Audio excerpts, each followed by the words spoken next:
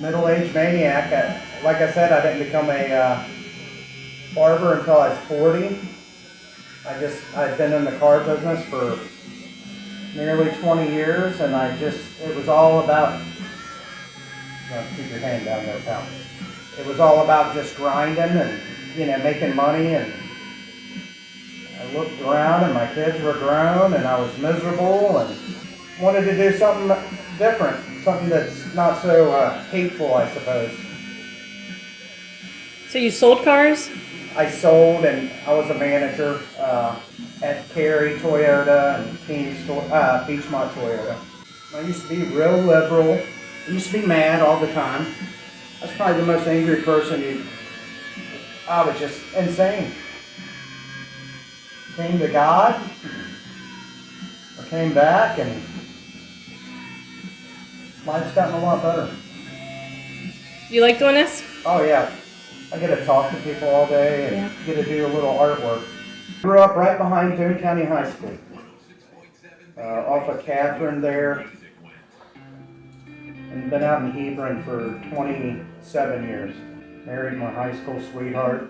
How many kiddos do you guys have? 2,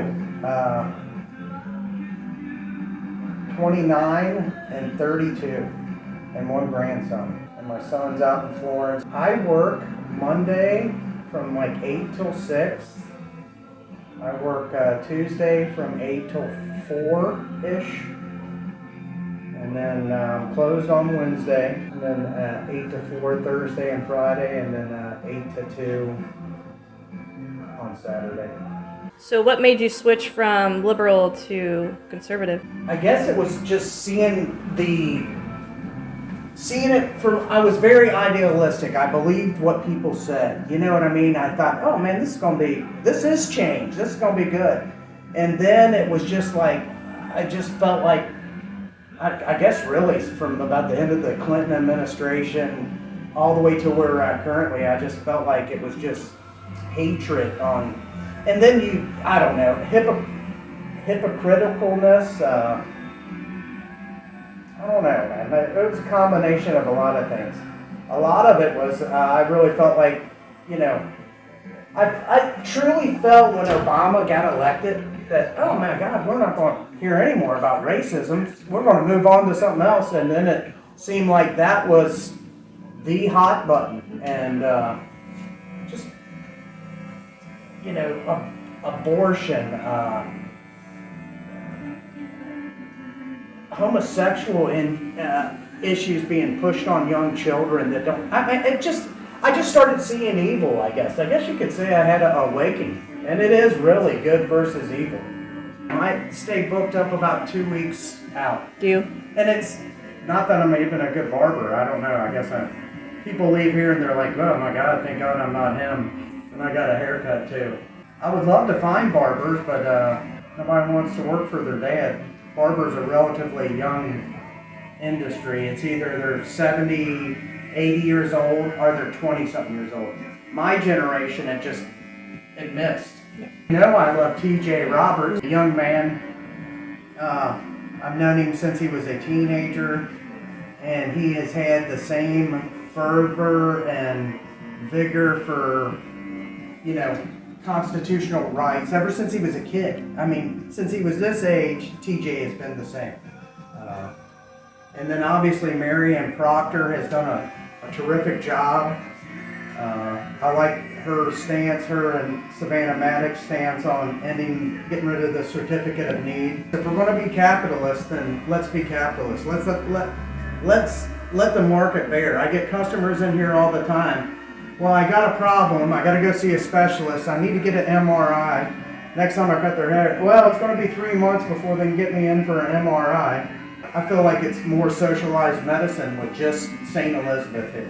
Well, that was what Hillary's job was to roll that in. Steve Rollins, Steve Doan, and then, we see Ed Massey running again. I just don't know why he doesn't run as a Democrat, because that's what his policies are. We got Julie Metzger getting involved in the Pavese race out here. Be the mayor of Florence. you know, we had good representation in that district. Well, you can't win in Boone County as a Democrat. Right. Yeah. Right. And guess what? They'll do exactly what they did. The Good Old Boy Network will re-register and become Democrats again. I've seen it. Well, I see that you got a Cooper Rider sign down I here. like Andrew Cooper Ryder. Do you listen to his podcast? I do listen to his podcast. And, you know, there's a guy that they, you know, shut down and everything became politically motivated. They shut the barbershop down for 2 months, everybody's barbershop. Meanwhile, you could go to a strip club. I couldn't go to the chiropractor, but you could go to the liquor store for sure. That was a great thing. And Lowe's and Depot, you could go to those locations. Walmart, they were still open. My dad always said, I would tell my dad, Dad, that's not fair. And my dad would say, if life was fair, son, we'd be rich instead of so good looking. So, kid, I just got done cutting right before you. He was like, well, Trump came out here and he starts talking about abortion and, you know, that's going to split and it's going to cost us all these elections. Well, I mean, he didn't say anything untruthful. You know what I mean? I think we need more truth and less BS. BS.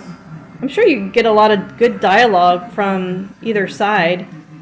Mostly one side. I mean, they pretty much. I mean, but I'll cut anybody. I have customers from all across the board, and just some of them you just don't talk about certain things with. But almost everybody I come in contact with thinks, you know, it's out of control. Why are they not getting involved? Tradition. Everybody's well, and I asked that, like, why don't you run? Like, I ran for Florence City Council when I was 22. Did you? I was a Democrat back then, so it's a good thing I lost because I'd probably still be a Democrat if I had gotten entwined in that at such a young age. I feel like for me, and this is all, you know, there's always something to keep you from running. Everybody's got a skeleton. Mine was being an asshole for 30 years. Hey, at least I admit it. I used to go outside the house all the time, like, why is everybody in a bad mood? And then one day I was like, oh my God, it's me. Did you ever have epiphanies like that in life? Oh, yeah. Like, oh my God, I'm the problem. But how liberating is it once you find out? You know what? Here's what I tell all the young people. Never do anything that is just for money only. Find something you enjoy doing. And when you make a mistake, embrace your humility, because humility, once you have humility, there's nothing else society can do to you. And I have my share of humility. Well, obviously haircuts and beards, and we do some hot towel shaves. I'll shave, you know, do razor out your whole entire, and anything from the neck up. Ears, nostrils, I'll get it all. I'm not bashful. How are you looking up there? Yeah, you're good. But literally, I guess I'm to the point now, like, I literally cannot take any more business. Because I got out of that car business because I was doing 60 hours a week, 65, and I missed everything.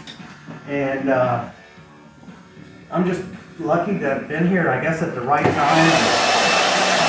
I got a great clientele, and I can't even describe it. Everywhere I look, I see insanity. And I'm used to be the insane one. I'm like, man, I'm the crazy one. How am I seeing this and nobody else really is? And I don't know. You don't want to get too careful. I don't want these kids to think there's no hope, but I think it's going to take some fighting. Hopefully we all inspire people.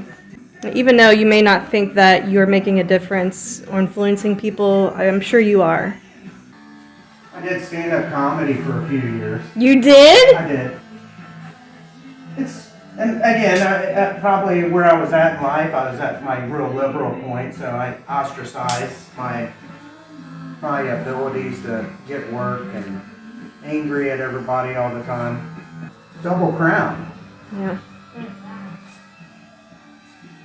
Well, because I'm a nerd, this little thing here, these little spirals, there's a whole mathematical equation in there. You'll find the same mathematical equation in a sunflower, in a nautilus shell, like your ear ratio. It's called Fibonacci. Have you ever heard of it? It's the golden ratio. And basically what it does for me is proves that our God is very mathematical. Then we'll go into evolution, all that. You didn't evolve from a monkey, you know. Well, we share 90% of the DNA with the chimpanzee. That's only if you delete 15% of the DNA from the chimpanzee.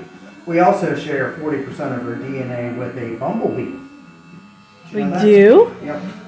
So all that tells me is God uses the same building blocks for this physical life that we're in. And I guess that's where I'm at now. I know at this point in time in my life that there's more than this. There's something after this. And I guess that's where I'm at probably more than anywhere right now. That's my biggest struggle really, is just finding somebody who wants to work. It's basically your own business. And then before I went to work for the car business, I was in the Navy for a couple of years. So you were a barber when it all went down, the whole Plandemic. Yeah, I had been open for about a year. And no unemployment, no help. So I did illegal haircuts during that period of time. I did bootleg haircuts. Nice. It's a true patriot right there. Right. I won't tell you what hospital network, but I was like everybody else. I was thinking, man, what's going on? And about 2 weeks in, a epidemiologist called me and said, hey, do you want to come over and cut me and the boys' hair? And I was like, what about the plague? He's like, if you're healthy, everything's going to be fine. Interesting. I don't like it. You know? I love it. There we go. When I was in high school, to me, they're still a kid. Yeah. And a lot of times I'll keep them at the same price when they're even in college. Like, again, they don't have it then. I guess that's where I'm at. It's not about money anymore. Right. And for most of my life, I think we're programmed at a very young age. Go make a bunch of money. That's going to make you happy. No, well, I was making over $100,000 a year back in the 90s when I was 20-something years old, and I was miserable. And I stayed miserable really up until I made this. I basically said, I have to do something different else I'm going to die. I feel like I'm going to die of a heart attack. And I've always been an artist, and it's sort of like selling cars. You're still talking to people all day. Yeah. You're just not trying to screw you out of a bunch of money. And then if I ruin your thing, it's not for 72 months, you know what I mean? It's only for a couple of weeks. And we'll refinance you and get you into a new one. I like Chet a lot too. Yeah. Chet is, I don't know 100%, but in my opinion, I think Chet is uncompromisable. Yes. I don't think he is going to compromise himself over anything. And that's a rare thing, especially for a young guy like that. Right. I don't think there's a bad barbershop in Boone County. All the barbers are, it's an art. That's the way I look at it. I'm doing artwork all day. I believe in I believe in scripture, but I'm also ecclesiastic. I'm a Latin Catholic. That's sort of, I guess, something a little different about me. So what did you do in the service? I was I went in as an undesignated airman. That's how you got your 2-year enlistment. You had to go in undesignated. But I was an airman, and my job was, it was called plane captain, but it didn't involve flying. It was launching and recovering. And it was on the old bomber, the A6E. Never went to sea. My dad was in for 20 years. He spent 12 years at sea. Really? He said he did enough for both of us. And that's another reason I'm not hip to the medical network around here also, is my dad got diagnosed by a local group, and they said he had lung cancer. So they were going to go in and remove part of his lobe of his lung. Somehow during that surgery, a Ethicon endosurgery tool allegedly misfired and quit working. Of course, we didn't know all this until at least a year or two after he passed away. So, long story short, my dad bled to death over 10 days. when he passed away, a nurse came in and told my mom, you need to have your husband autopsied. And so my mom did have him autopsied in 2005. He was 60. And we found out he didn't have cancer. He had histoplasmosis. We found out the surgeon was a general surgeon. He had no business working on heart and lungs. And he's still in the hospital network doing these type of surgeries. And so that created a lot of anger in me for a long time. Why are these doctors not being held accountable? Again, it's medical malpractice. Yeah, and well, here in Kentucky, you don't have any value if the hospital kills you. My dad was retired, so he's not generating an income other than a small pension. Well, that's what his value's based on. And the same thing happened when this Comair pilot flew off the runway in Lexington. There's a lot of women on there that didn't have jobs. They took care of their kids. And the state said they weren't worth as much because they weren't generating an income. Wow. So it's sort of a David versus Goliath thing. And probably most times we're going to lose. But you just have to maintain faith and understand that this is our testing ground and the rewards after this life. Does that hurt? A little bit. I like to carve my initials into my work so people know where you got it.